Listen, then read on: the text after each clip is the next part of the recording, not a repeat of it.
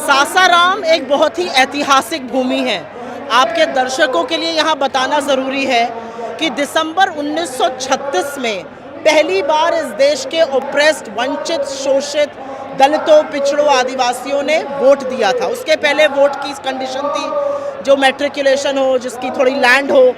उस सब को पछाड़ते हुए बाबू जगजीवन राम ने एक बड़ा आंदोलन किया था और 1936 में पहली बार वंचितों, शोषितों ने वोट दिया था। ये ऐतिहासिक भूमि है।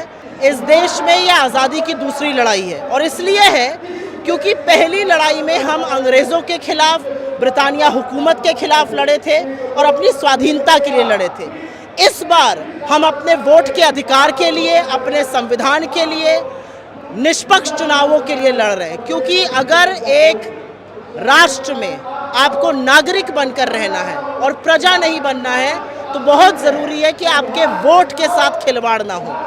वन मैन वन वोट का प्रिंसिपल ही हमारे संविधान की आत्मा और उसूल है और उसी की रक्षा के लिए राहुल गांधी जी इतनी बड़ी मुहिम करने जा रहे हैं। बिहार की भूमि जो त्याग की, तप की, तर्पण की, अर्पण की और क्रांति की भूमि है। इस भूमि ने मोहनदास करमचंद गांधी का महात्मा बनने का रास्ता प्रशस्त किया था।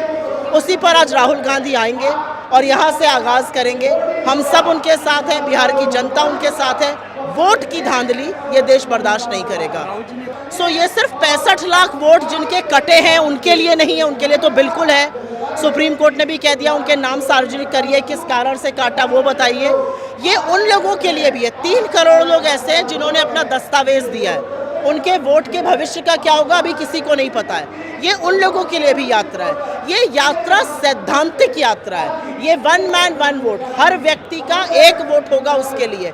कितने कमाल की बात है कि हमारे देश के संविधान ने गरीब से गरीब, अमीर से अमीर, इस देश के प्रधानमंत्री, इस देश के दिहाड़ी मजदूर तक को एक वोट की ताकत दी है और उसके साथ खिलवाड़ हो रहा है। बहुत सारे मैसेजेस लेकर ये यात्रा आई है और इसलिए ये यात्रा ज़रूर सफल होगी।